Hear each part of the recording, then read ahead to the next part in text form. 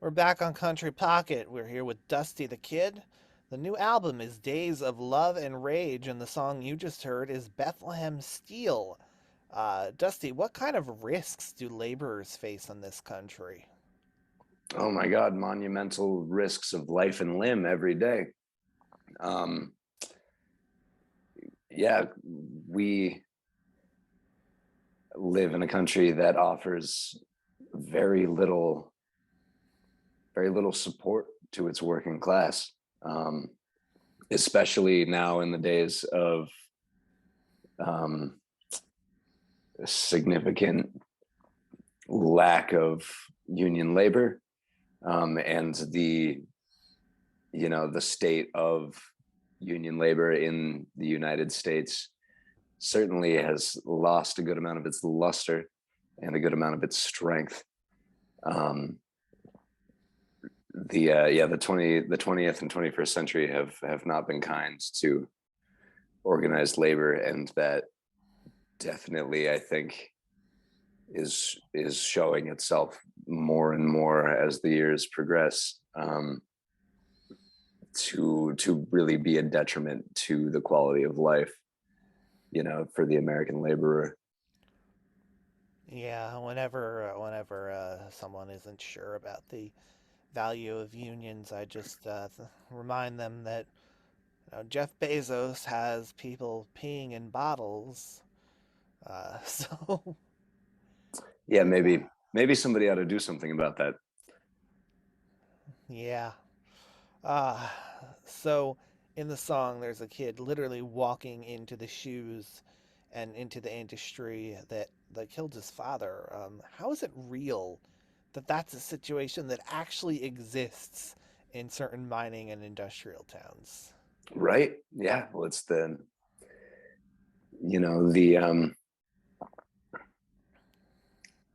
the the product,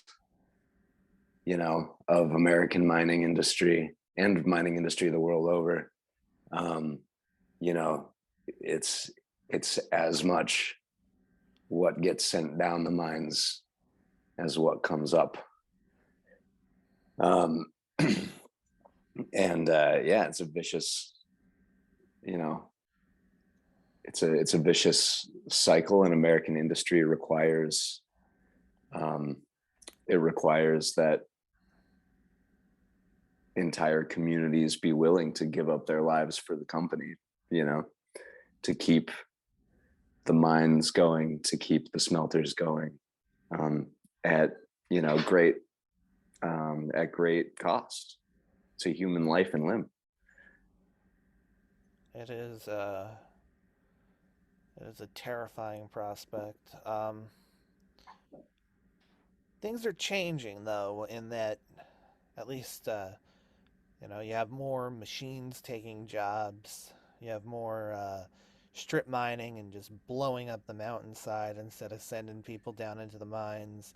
Right. Um, so, hey, at least fewer people are dying and watching their health fade, but ugh, I'm not sure if that's a good thing either.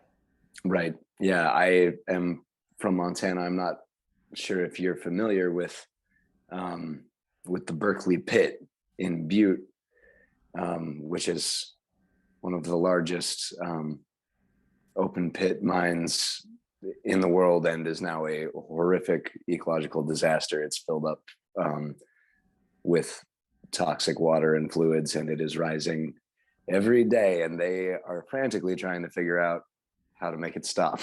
And they have been for the last 30 years. So we'll see what happens there. I think they're getting there. They're going to get there. Yeah.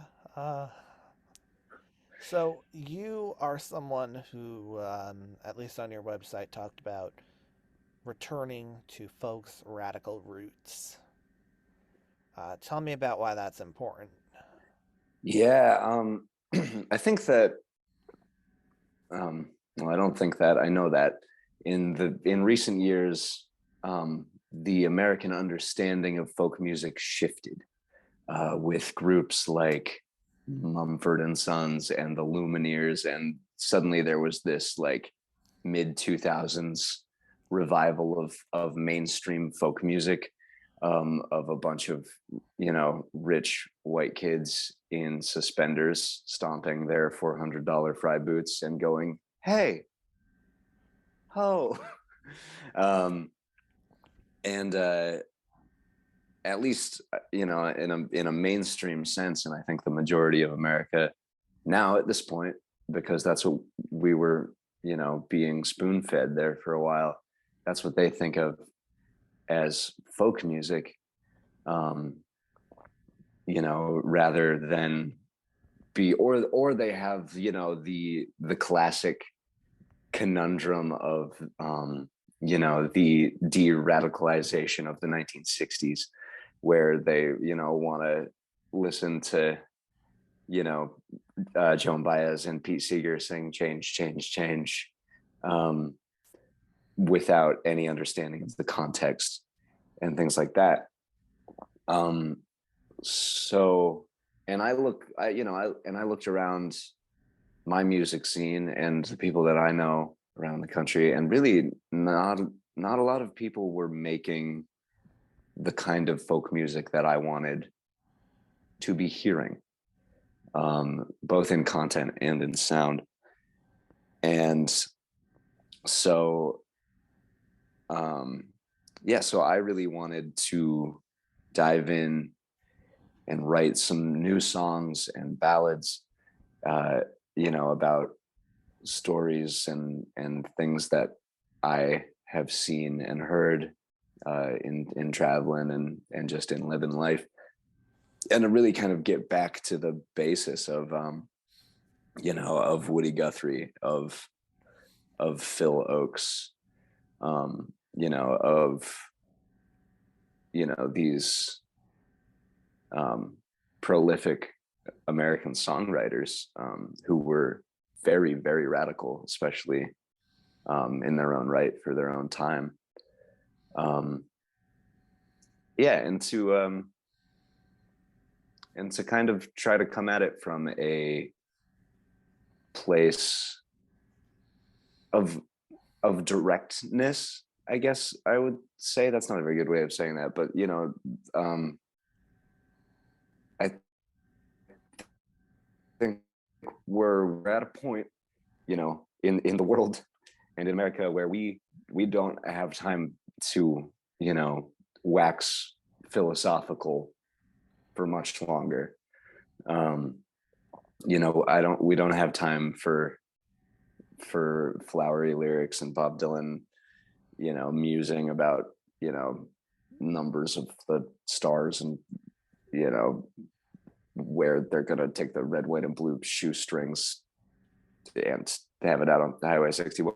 Anyway, um, but I think, especially at least in my writing, I really wanted to be direct and concise, with a message and, with the stories that I was trying to convey. Um, in the hopes, yeah, that people can hear them, and, if they're not radicalized, you know, at least hear something that could push them a little further in that direction. And if they are, to, give a kind of an anthem or a reinforcement to the struggle. Yeah, I play all kinds of folk and country and bluegrass on the show.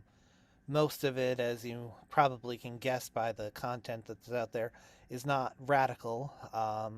But I always try to make sure that the songs have at least some level of emotional or political depth to them. I've played songs from the Lumineers, but certainly not Ho Hey, or Hey Ho, or whatever you call it. But no, yeah, I guess the only types of songs I'm not going to play are the shallow ones and the conservative ones. Uh, Right. but it is always good to have someone making music to push things in the right direction, however, however radical or just plain human that might be. Um, Yeah. so I always let my guests pick a song. Uh, Only two rules. Rule number one, can't be your own. Rule number two, I gotta I gotta give you a category based on the interview, based on the album. And for you, the category is nice and easy. Radical roots of folk. Radical roots of folk. Okay, let's see here. There's a lot to choose from. Um, let's go. Let's go way back, and I'm gonna say, um,